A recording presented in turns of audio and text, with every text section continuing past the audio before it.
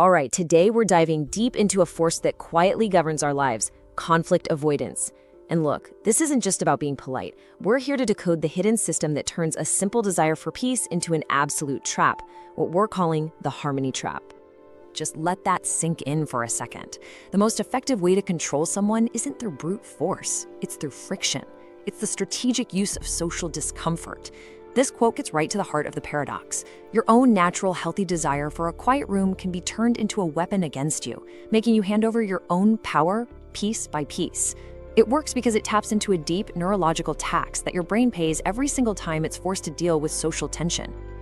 Okay, so here's our diagnostic roadmap for today. We're going to start with the price of quiet and what it means to be the human shock absorber.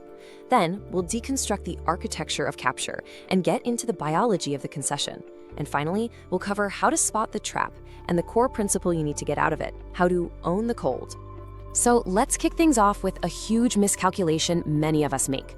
We think being easygoing or flexible is our greatest social asset.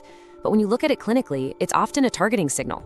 The real price for that quiet room is often your own voice, your boundaries, and, ultimately, your future. This is exactly where the trap gets set. You know, what's so interesting here is how this reframes things we see every day.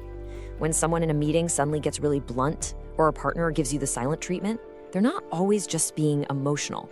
A lot of the time, what they're really doing is running a strategic audit. They're testing you. They're probing to find the exact amount of social pressure that'll make you fold.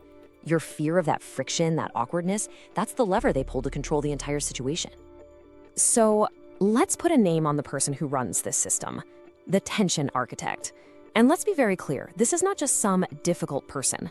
This is someone who understands, whether they know it or not, that social tension feels like a physical threat to our brains. They weaponize things like unpredictable moods, strategic silence, and totally unreasonable demands because they know that everyone else will scramble to find the path of least resistance. And that path, it almost always leads straight through the person who wants harmony the most. They take you apart from the inside out. Okay, so we've talked about the architect. Now let's talk about what they build and the primary role within that structure. This brings us to a role that I think a lot of high performers are going to recognize immediately, the human shock absorber.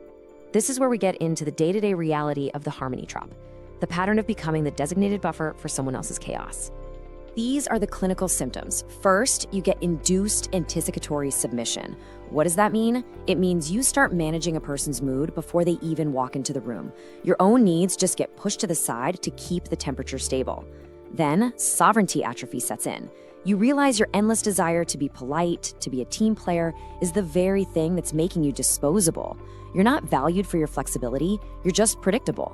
This creates the aversion-based leash. The more you smooth things over, the tighter that leash gets.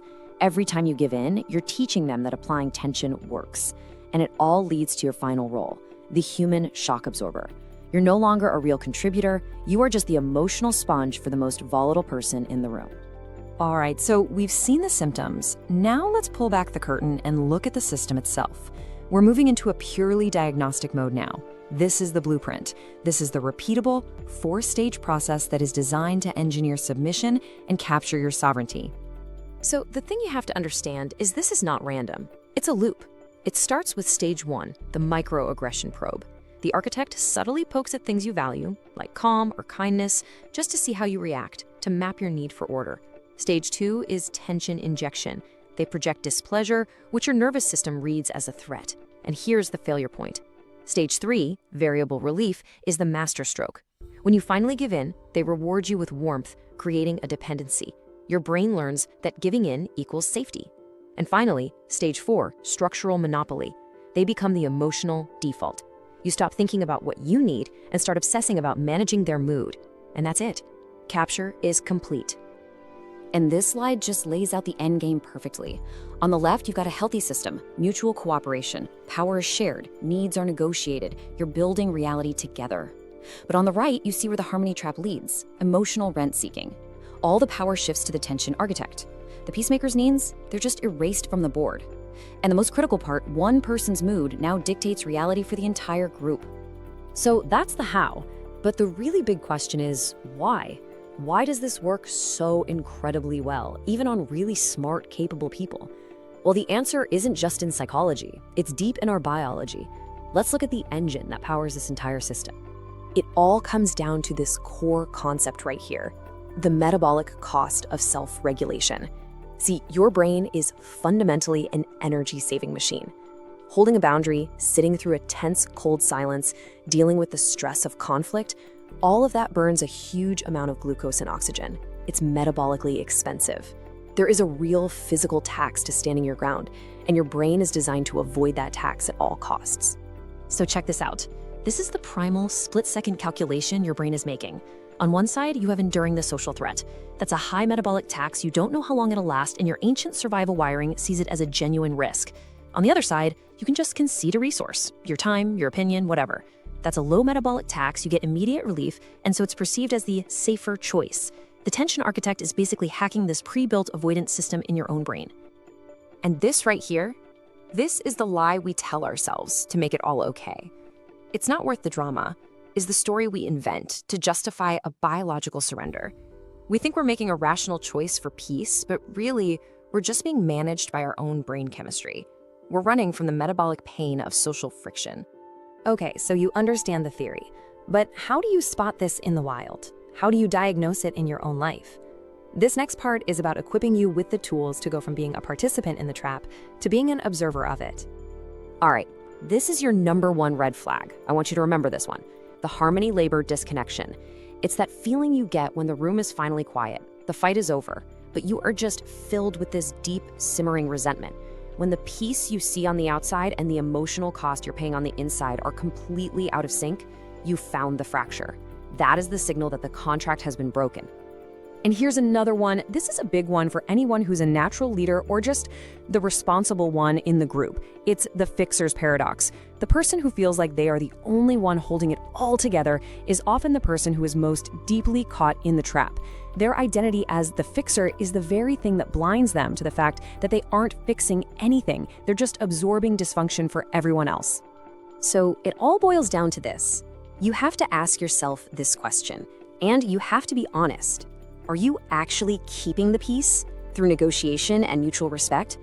Or have you just become a passive shock absorber, a silent container for someone else's chaos? The answer tells you everything you need to know. Okay, so that brings us to the final piece, the solution. And this isn't a list of tactics or clever things to say. This is a strategic principle. It's a fundamental shift in your internal posture that's required to break the trap. It's the principle of learning to own the cold.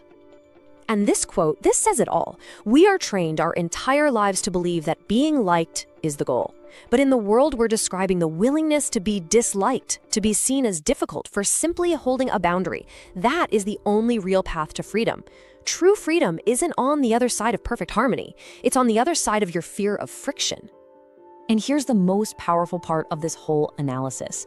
You don't fight this system with new tricks. You collapse it with awareness. The second you can see the four-stage loop happening, the moment you can feel that metabolic cost and actually name it, the trap loses its power over you. The whole system needs your unconscious participation to work.